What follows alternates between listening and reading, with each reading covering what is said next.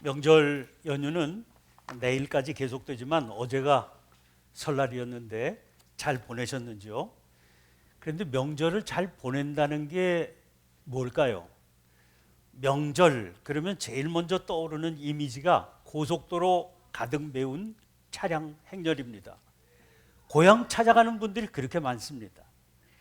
요즘은 연휴에 여행 떠나는 분들도 많아졌다 그러기는 하지만 그런 경우에도 가족 여행이 대세입니다. 결국 명절 잘 보내는 건 평소에 함께 하기 어려웠던 가족들과 시간을 가지며 지내는 게 아닐까 싶습니다. 그런 명절 연휴에 이 주일이 끼어서 예수님의 사람들인 우리들은 이렇게 어린 자녀들과 한자리에서 예배를 드리고 있습니다. 그러니까 교회가 한 가족이로구나 하는 말을 아주 실감 있게 느낄 수 있습니다. 지난 주일에는 주님을 사랑하는 예수님의 사람들은 주님 다시 오실 때까지 모이게 힘쓰면서 맡겨진 일을 잘 감당하는 사람들이어야 된다, 그런 말씀 전해드렸습니다. 그러면서 사도행전 29장 써나가는 얘기를 드렸죠. 예수님의 사람들이 써나가야 할 그 이야기는 교회를 중심에 두고 바른 믿음으로 살아가는 삶의 이야기여야 될 겁니다. 그런 의미에서 교회는 뭘 감당하기 위해서 세워진 공동체인가를 생각해 볼 필요가 있습니다. 흔히 교회가 감당해야 될 사명을 선교, 교육, 봉사 이렇게 정리해서 말합니다.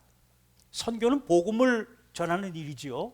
그런데 복음을 전한다는 일이 한 번 전도해서 주님을 영접하면 그걸로 끝나는 게 아닙니다. 끊임없는 훈련과 일깨움이 필요합니다. 그래서 교육을 해야 된다는 거죠. 이렇게 변화되고 훈련된 사람들이 세상 한복판에서 믿음의 가치관을 가지고 살아가는 게 봉사의 삶입니다.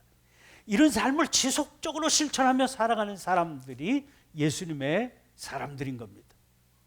여기서 중요한 건 그 사명을 자기 생애에만 감당하는 게 아니라 주님 다시 오실 때까지 지속적으로 감당해야 된다 하는 겁니다.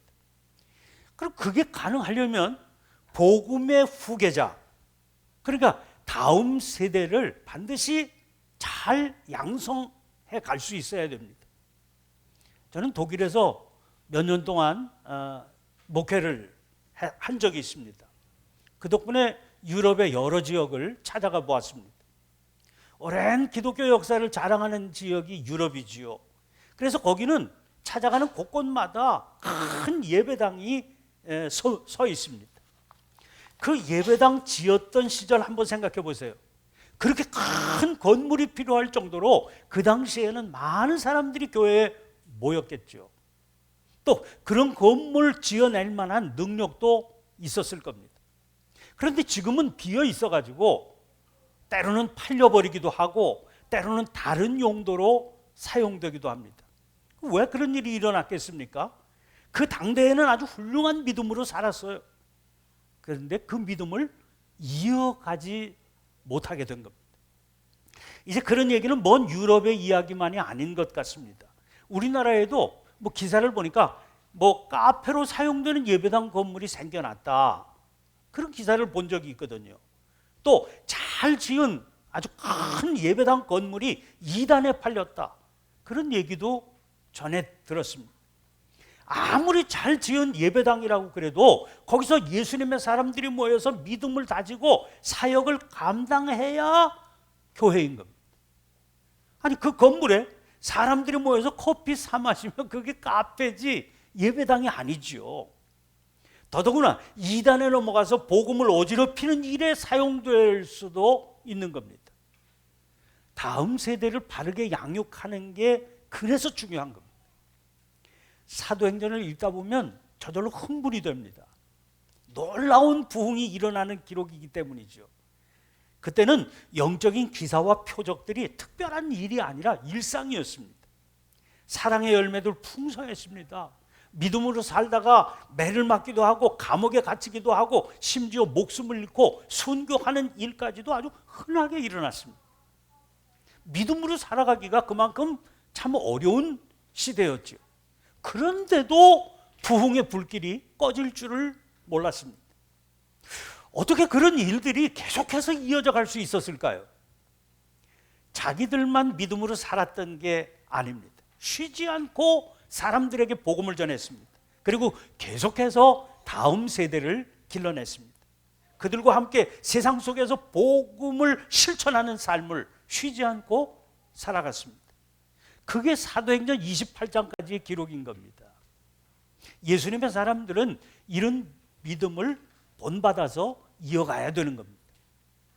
그래서 주목하게 되는 게 오늘 본문 말씀에 등장하고 있는 디모데라고 하는 사람입니다. 사도 바울은 2차 전도 여행 떠났을 때 루스드라라고 하는 도시에서 디모데를 만났습니다. 유대인이었던 그의 어머니가 아주 신앙이 돈독했다고 그래요. 그런데 디모데의 아버지는 그리스 사람이었다는 겁니다. 이방인인 남편과 함께 살면서 그렇게 믿음을 지켜가기가 참 어려운 일이었을 겁니다. 그런데 어떻게 그가 돈독한 신앙을 이어갈 수 있었을까요? 디모데후서 1장 5절 말씀을 보면 그 믿음은 먼저 그대의 외할머니 로이스와 어머니 유니게 속에 깃들어 있었다, 그렇게 말씀했습니다.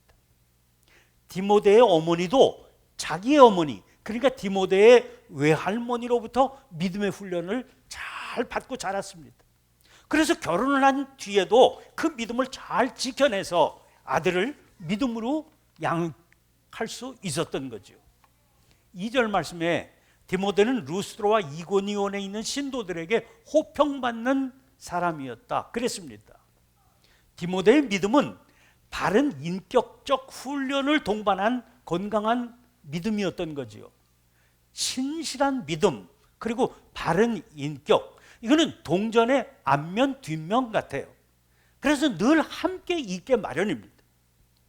사도행전 6장을 보면 초대교회가 교회의 사역을 위해서 7분 집사님을 택하는 기사가 등장합니다.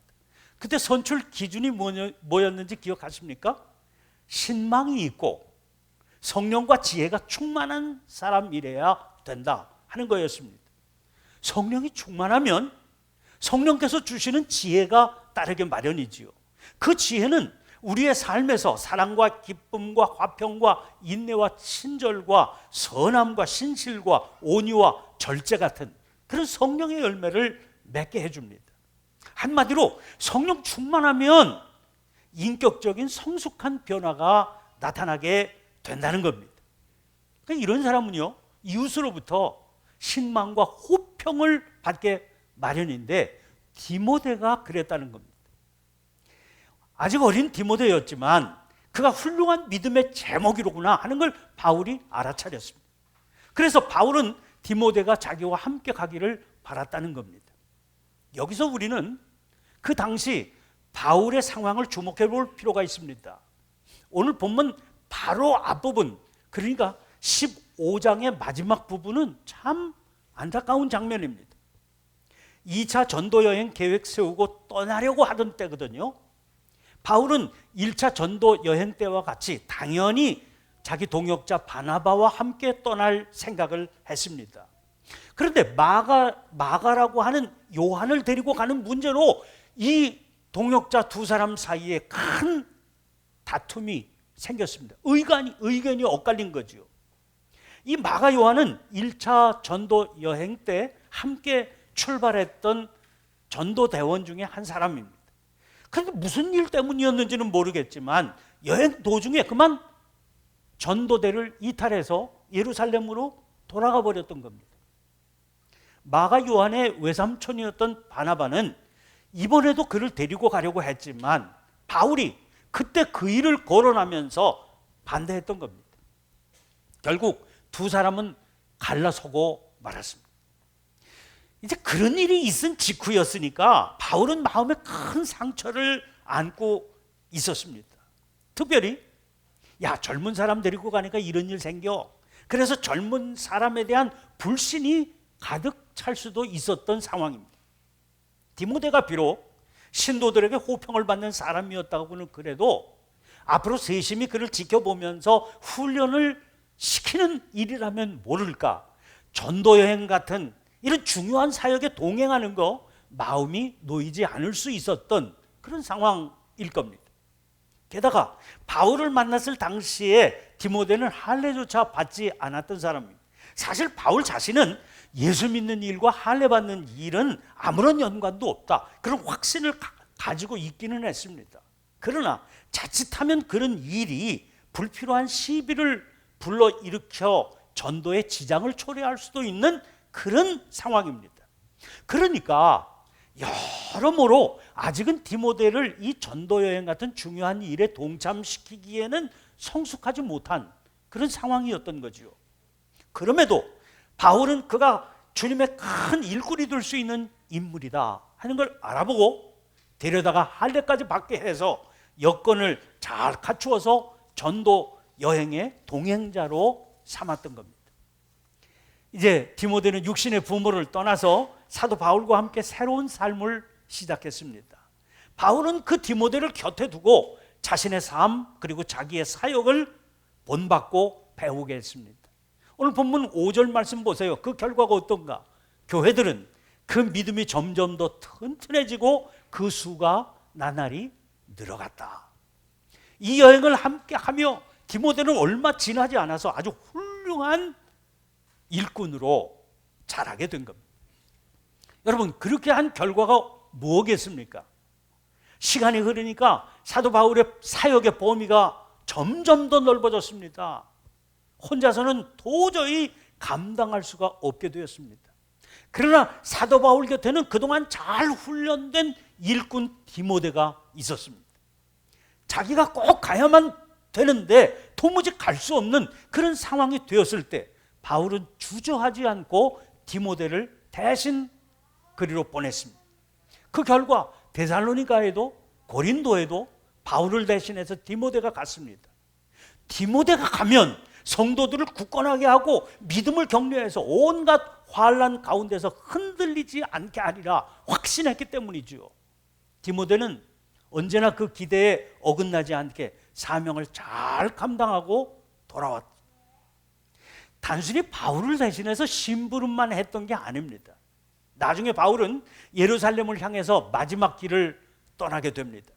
사람들은 이번 예루살렘으로 가는 길이 너무나 위험하다, 그래서 울면서 뜯어 말렸습니다. 사실은 이 길이 위험하다 하는 건 바울 자신이 그 말리는 사람들보다 더 잘 알고 있었습니다. 그러나 바울은 분명히 말합니다. 사도행전 21장 13절입니다. 왜들 이렇게 울면서 내 마음을 아프게 하십니까? 나는 주 예수의 이름을 위해서 예루살렘에서 결박을 당할 것뿐만 아니라 죽을 것까지도 각오하고 있습니다. 주님의 이름을 위해서 죽음까지도 각오하고 떠난다 하는 얘기입니다. 그런데 그 길에 동행자들이 있었습니다. 그 동행자 중 한 사람이 바로 디모데입니다. 디모데 역시 죽을 것까지도 각오하고 바울과 함께 동행했던 겁니다. 사도 바울이 훌륭한 것은 그의 복음 전도에 대한 열정과 그에 따른 열매 때문이지요. 그러나 그와 함께 디모데와 같은 그런 훌륭한 인물을 키워냈던 것도 그의 큰 업적이 될 겁니다. 물론 디모데가 훌륭했지요. 그러나 훌륭한 인물이 저절로 된 게 아닙니다. 바울이 그런 훌륭한 제목감을 일찌감치 알아봤습니다. 그러나 제목감이었지 처음부터 제목은 아니었습니다. 그런데 바울은 복음 전하는 사역을 감당하는 일에 눈코 뜰 새 없이 전념하면서도 다른 한편으로는 디모데를 일꾼으로 키워내는 일에도 사력을 다했습니다. 그래서 결국에는 그를 훌륭한 복음의 일꾼으로 키워냈던 겁니다. 그래서 복음의 역사가 바울 당대로 끝나지 않을 수 있었던 거죠. 칭찬은 고래도 춤추게 한다, 그런 책을 읽었습니다. 저도 돌고래쇼 본 적이 있거든요. 돌고래 여러 마리가 조련사 지휘에 따라서 각가지 묘기를 부리는 게 참 신기하고 놀라웠습니다. 그런데 조련사들 태도를 가만히 보니까 그럴 수 있는 비결이 뭔지 알 수 있을 것 같았어요. 재주를 부리고 난 뒤에 조련사에게 돌아온 돌고래들을 조련사가 쓰다듬어주고 입을 맞추어주고 그러면서 칭찬해주고 있었습니다. 그게요, 관중인 우리들에게 보여주려고 그러는 게 아니었습니다. 진심이 가득 담긴 칭찬의 손길이었습니다. 그게 고래를 저렇게 기기묘묘한 묘기를 부리게 만드는 비결이로구나 하는 걸 알 수 있었는데, 그 책의 내용이 바로 그 얘기를 다루고 있더라고요. 사도 바울이 디모데 키워내면서 돌고래 조련하듯 칭찬만 쏟아내지는 않았을 겁니다. 그것보다 훨씬 더 높은 훌륭한 양육법을 동원했습니다. 그게 자기의 아들로 삼는 사랑이었습니다. 바울은 디모데를 주님 안에서 얻은 나의 사랑하는 신실한 아들, 혹은 믿음 안에서 나의 참 아들이 된 디모데, 이렇게 말하기를 주저하지 않았습니다. 바울이 디모데를 어떤 마음으로 대하고 있었는지를 보여주는 표현입니다. 바울의 이런 마음 위에 성령께서 역사하셨습니다. 그래서 바울 당대에 바울을 도와서 주님의 사역에 크게 쓰임받는 위대한 복음의 일꾼이 세워지게 되었던 겁니다. 저는 한 20여 년 전에 미국 중부에 있는 캔사스라고 하는 도시에 가서 집회를 인도했던 적이 있습니다. 근데 그 도시에서 오래 사신 성도님이 저에게 그런 얘기를 아주 인상 깊게 전해주셨어요. 그 캔사스라고 하는 도시가 초기 미국의 모습이 아직까지도 가장 뚜렷하게 남아있는 도시입니다. 이런 얘기였습니다. 그러면서 들어준 구체적인 예가 이런 겁니다. 이 도시가요, 개인적인 장학제도, 개인 장학제도가 제일 잘 돼 있는 도시거든요. 그런 얘기입니다.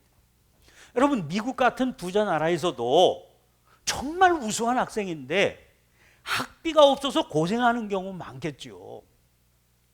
초창기 미국에서는 자기 자녀가 아니라고 그래도 학비가 부족해서 고생하거나 학업을 포기해야 되는 학생이 있으면 그런 학생들에게 개인이 학비를 후원하는 그런 경우가 굉장히 많았었다는 거예요. 결국 그게 지금의 초강대국 미국을 만든 힘이었다는 겁니다. 근데 시간이 흐르면서 지금의 미국에서는 그런 경우들이 많이 사라져 버렸습니다. 근데 그분 말씀이 캔사스에는 지금까지도 그런 일들이 흔하게 일어난다는 겁니다. 어떤 분 말씀을 들으니까 이 도시가 훌륭한 영적 지도자들이 많이 태어난 도시로 유명하다고 그래요. 그런 일들이 과연 저절로 일어난 일일까? 그런 생각이 들었습니다. 여러분, 흘러가는 역사 속에서 도시는 뭘로 기억이 될까요? 물론 유명한 건축물, 문화유산 이런 걸로도 기억이 되겠죠. 그러나 정말 사라지지 않고 오래도록 기억에 남는 것은 사람인 겁니다.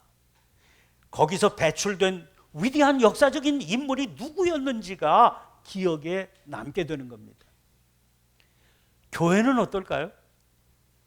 우리나라 교회 가운데 역사가 100년이 넘는 교회가 여럿 있습니다.